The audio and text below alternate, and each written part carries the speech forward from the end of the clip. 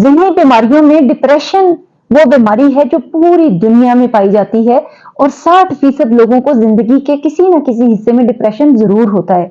लेकिन different cultures में, different सकाफतों में और मुल्कों में उसकी जो रीजन है वो बहुत ही ज्यादा फर्क होती है।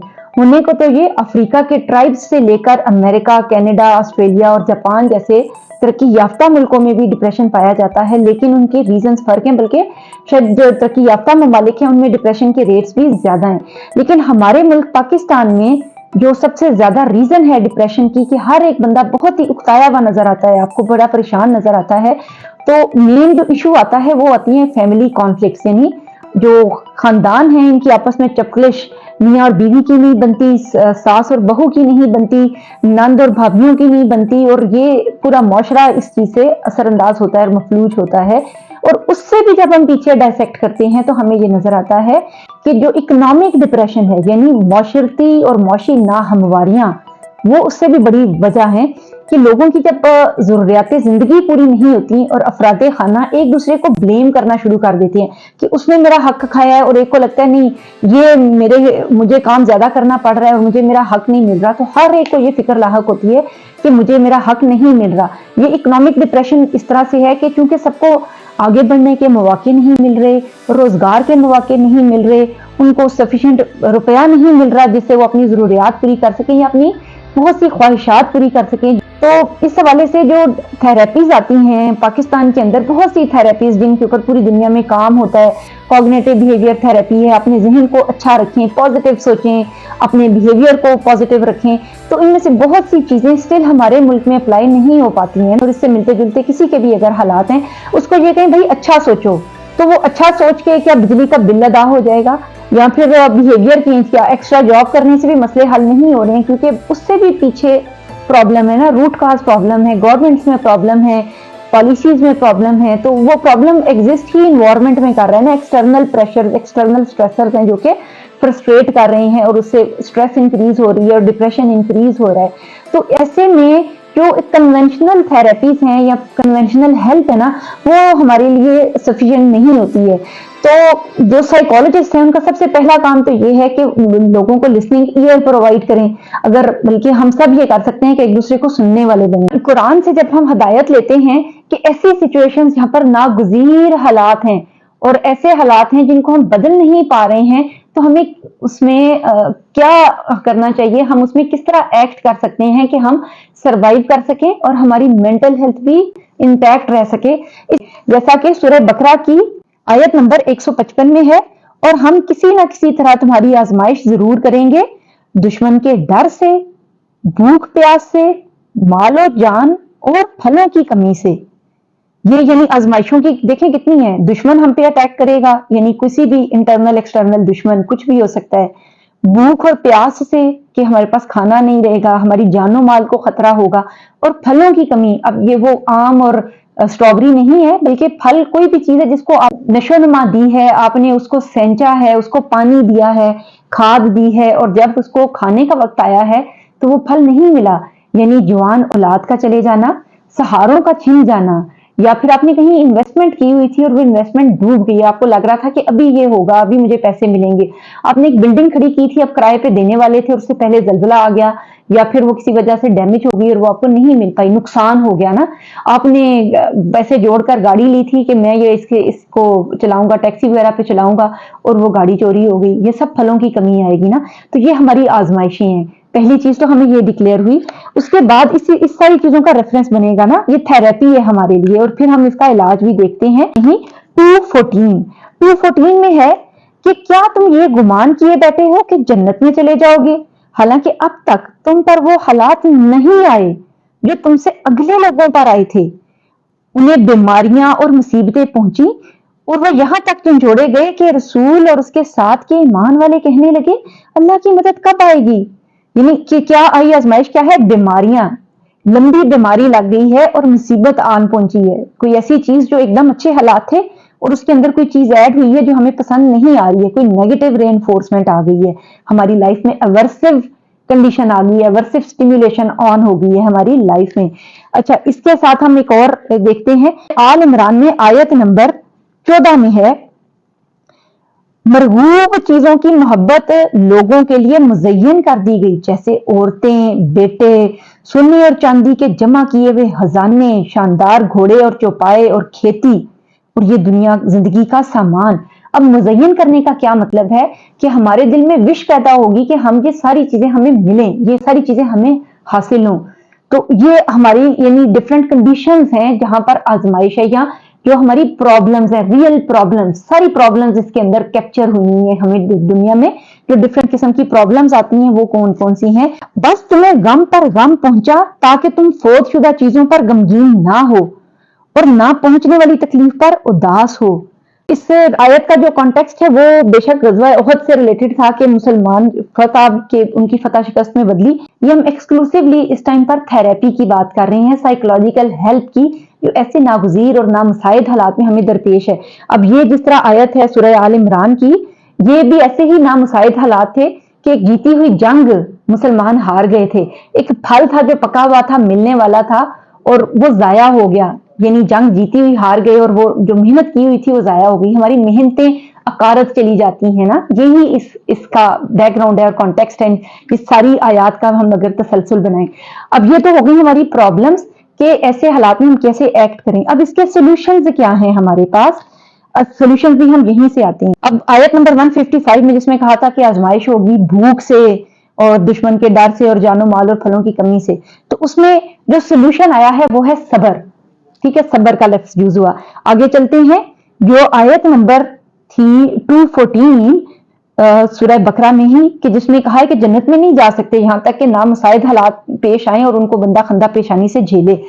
तो उसमें क्या है, अल्लाह की मदद कब आएगी, सुन रखो, अल्लाह की मदद करीब ही है। यानी ये बिलीव के जो सिचुएशंस हैं ये परसिस्टेंट नहीं है। अगर अच्छे हालात हमेशा नहीं रहे तो बुरे हालात भी हमेशा नहीं रहेंगे। इसको भी हम डिस्कस करेंगे।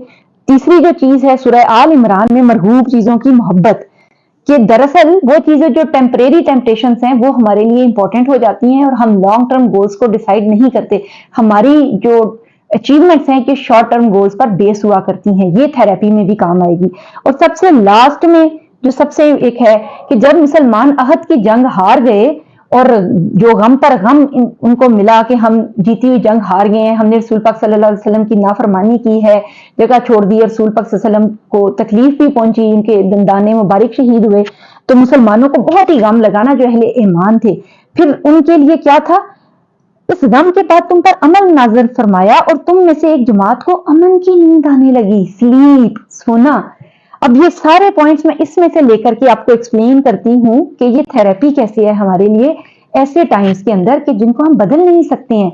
हमारे वो हालात, चाहे आप घरेलू खातून हैं और आप ऐसे ससुराल में रहती हैं कि जो बहुत ही मुश्किल हालात हैं, या आप ऐसे स्टूडेंट हैं कि आपकी इकोनॉमिक परेशानियां हैं और उनका सोल्यूशन नहीं नजर आ रहा कहीं भी, तो उसमें सब्र क्या है और ये परसिस्टेंस क्या है, करना है कि अल्लाह की मदद करीब। ये इनमें दो पॉइंट्स है ना। सबर का मतलब लघवी मानों में ये है जम जाना, खड़े रहना, डटे रहना। डटे कहाँ पे रहना, यानी ये बर्दाश्त नहीं करना कि बस जो सिचुएशन है उसको बस एक्सेप्ट कर लिया, नहीं। सबर का मतलब ये आएगा डटे रहने और जमे रहने में कि जो राइटियस पाथ है ना उसको नहीं छोड़ना। आप जो एफर्ट पुट कर रहे हैं ना, मसलन आप खातून खाना हैं और आपके काम को फैमिली आपकी एक्नॉलेज नहीं करती, आप खाना पकाती हैं, आप घर वालों का ख्याल रखती हैं, आप किफायत चाह रहे हैं और आपको कोई भी नहीं एक्नॉलेज करता, या आप बाहर जाते हैं काम काज करते हैं और आपकी फैमिली आपको लगता है कि वैल्यू नहीं दे रही है, तो क्या है कि जो अच्छा काम है, जो राइटियस पाथ है, वो करते चले जाएं और जो आपके ऊपर क्रिटिसिज्म पेश आ रहा है उसकी परवाह ना करें। किसी भी हाल में अल्लाह के रास्ते को नहीं छोड़ना, क्योंकि रास्ता बस सिर्फ यही है, बाकी रास्ते सब दिखाने वाले हैं। तो ये चीज सब्र कहलाएगी, रास्ते को ना छोड़ना, अपने पाथ के ऊपर कायम रहना, डटे रहना, सीधे रास्ते पे खड़े रहना, हालात कैसे भी क्यों ना हो। और उनके लिए खुशखबरी है, यानी क्यों खुशखबरी है, इसलिए कि ये it is the law of nature. सुबह होती है, शाम होती है, आपने एक खाना पका के यहाँ पे रखा है, एक दिन नहीं खाया, दोपहर को नहीं खाया, शाम तक वो स्मेल छोड़ जाएगा। लॉ ऑफ नेचर है, उसके अंदर स्मेल फूटेगी। आपने कोई बीज लगाया है, उसको पानी पड़ेगा, उसको धूप पड़ेगी, उसने उसमें से फूट के निकलना है। लॉ ऑफ नेचर है। कोई भी चीजें, जिस तरह मैंने बल्ब ऑन किया रोशनी आएगी, लॉ ऑफ नेचर है, जब तक वो उसके कॉर्ड्स इकट्ठी हैं उन्होंने रोशनी करनी है। लॉ ऑफ नेचर ये है कि वक्त है और वो गुजरता है, उसने गुजर जाना है, चाहे वो अच्छा वक्त है बुरा वक्त है, अगर आप परसिस्टेंट के साथ रहेंगे तो उसमें से निकल आएंगे, उस वक्त में गुजर ही जाना है। ये बिल्कुल ऐसे ही है ना कि जब हम रोड के ऊपर जा रहे होते हैं और कहीं पे लिखा हुआ होता है हमसे यू टर्न मिस हो जाती है, हमने टर्न लेकर आना है, आगे एक और साइन बोर्ड लिखा होता है 500 मीटर्स यू टर्न अहेड, यानी थोड़े वक्त में फिर एक आएगा रास्ता आएगा और आपको दोबारा एग्जिट मिलेगा। तो हम उतनी देर क्या करते हैं, सब्र से खड़े रहते हैं, हम ट्रैफिक जैम में फंसे हुए हैं, लेकिन हम ये तो नहीं करते कि हम इधर उधर कुछ और करना शुरू कर दें। हमें पता है कि घर वापस जाने का रास्ता यही है, इधर से ही मैंने निकल के जाना है, मुझे थोड़ी देर इस लाइन में खड़े होना पड़ेगा, थोड़ी देर में लाइन क्लियर हो जाएगी, रास्ता साफ हो जाएगा और फिर मैं जा सकूंगा। अब ये परसिस्टेंट यानी साबित कदमी और सबर कि उस पेशेंस के टाइम में सही रास्ते को नहीं छोड़ना, ये इन आयात में इन प्रॉब्लम्स के साथ हमें साथ साथ सोल्यूशन आया है। भूख और प्यास की अगर आजमाइश है, जान और माल की अगर आजमाइश है, दुश्मन के डर की आजमाइश है, या आपकी कोई मेहनत अकारत चली गई है, तो उस टाइम पर सबर करना है, खड़े रहना है, जमे रहना है सीधे रास्ते पे। और साबित कदमी कब ज्यादा हमें मसला आएगी, जब बीमारी का शिकार है और मुसीबत आन पड़ी है नागहां से, उस टाइम पर हमने परसिस्टेंस का मुजाहिरा करना है, साबित कदमी दिखानी है, और उस टाइम पर हमने झंझला नहीं जाना, एकदम से नाशुक्री नहीं करनी है। उसके बाद अगली चीज क्या है, मरगूब चीजें। अगर हमारे दिल में कोई ऐसी विशफुलनेस आती है ना, अब ये वही है सबर और ये मरगूब चीजें, ये दोनों पॉइंट्स हैं। सबर का मतलब खड़े रहना और जमे रहना, अपने रास्ते को ना छोड़ना। इसका ये मतलब नहीं कि हम कोशिश करनी तरक कर दें, कोशिश करनी है सीधे रास्ते, जो चीजें हैं गोल्स हैं वो चाहे मटेरियलिस्टिक ही क्यों नहीं है, अगर वो हलाल है तो वो जायज है, क्योंकि उनकी मोहब्बत भी अल्लाह मियाँ की तरफ से आई है। आप जो आपकी एक शॉप है आप दूसरी शॉप बनाना चाहते हैं, आप इंक्रीमेंट लेना चाहते हैं, आप चाहते हैं आपकी तरक्की हो जाए, मटेरियलिस्टिक है ना, तो आपके अच्छे पैसे मिले, आप अपनी फैमिली को अच्छी लाइफ प्रोवाइड कर सकें, बिल्कुल गलत नहीं है। हलाल तरीके से कमा रहे हैं, तरक्की करना चाहते हैं, बिल्कुल जायज है और जरूरी है। लेकिन उसमें ये जो चीज हमारे लिए मज़य्यन की हुई है, इसमें फिर क्या पॉइंट आया कि कोशिश, सबर और साबित कदमी, परसिस्टेंस के साथ हमने उस चीज को करना है, और जो भी हमारे गोल्स हैं उनकी तरफ हमने उनको सेट करके रखना है, उनको टारगेट किए रखना है। ये देखिए ये हमारी कैसी स्ट्रेस इनोक्यूलेशन ट्रेनिंग है ना सारी की सारी। अच्छा, अब हम इन सारी चीजों के बाद आते हैं नेक्स्ट पॉइंट की तरफ, और ये है सूरह आल इमरान की वही आयत जिसमें बताया है कि फौतशुदा चीजों पर गमगीन ना हो और ना पहुंचने वाली तकलीफ पर उदास हो। अब ये देखा वही फलों की कमी है जिस पर हम गमगीन या उदास होते हैं। तो ये वो थी कि कोई चीज जो बिल्कुल हाथ में आई ना, फतह थी, हाथ में आई और निकल गई। कोई मैच खेल रहे हैं, खिलाड़ी फतह हुई है और बस निकल गए। और उससे भी असल में ऐसा होता है कि बड़े लेवल्स पे हम किसी गोल के बिल्कुल पास होते हैं और एकदम से वो होता है, बहुत मलाल होता है, उस टाइम पे बहुत ज्यादा दुख इंसान को होता है। वो इंसान को दुख क्यों होता है, उसकी वजह यह कि हम उस तकलीफ पर उदास ना हो, यानी हमारी क्या डेवलप हो जाए, हमारा टॉलरेंस डेवलप हो जाए, जिसको हम साइकोलॉजी की लैंग्वेज में स्ट्रेस इनोक्यूलेशन ट्रेनिंग कहते हैं। स्ट्रेस इनोक्यूलेशन ट्रेनिंग एक्सपोज हो जाना किसी चीज का, एक्सपोजर जैसे कि 1122 वाले, रेस्क्यू वाले, इमरजेंसी सर्विसेज वालों को बहुत ज्यादा डमी और मास्क एक्सरसाइजेस करवाई जाती हैं, मॉक एक्सरसाइजेस कराई जाती हैं। मॉक एक्सरसाइजेस का मतलब ये होता है कि अगर रियल लाइफ में वो इवेंट पेश आता है तो आप उसको खंदा पेशानी से बर्दाश्त कर सकें और आपको एग्जैक्टली पता हो कि how to act, how to behave, किस तरह से बिहेव करना है। तो सेम वे जो हमें गम पहुंचता है और हमारी चीजें गुम होती हैं, ये हमें ये सिखाने के लिए आती हैं, एक्सपोजर है हमारा, ताकि हम उन टेम्परेरी गोल्स को, शॉर्ट टर्म गोल्स को डील करना सीख जाएं कि अगर ये हाथ से निकल जाएं तो हमें पता हो कि हमने लॉन्ग टर्म गोल्स के लिए एक्ट करना है और शॉर्ट टर्म गोल्स हमारे अहमियत नहीं रखते हैं। तो ये हमारी एक तरह से एक्सपोजर थेरेपी थी जो उस टाइम पर हुई ना, कि कोई चीज गुम गई है तो आपने समझना है कि अल्लाह मियां की तरफ से ये मेरी एक स्ट्रेस इनोक्यूलेशन ट्रेनिंग का हिस्सा है, और नेक्स्ट टाइम कोई ऐसी स्ट्रेसफुल सिचुएशन आती है तो I can better handle this.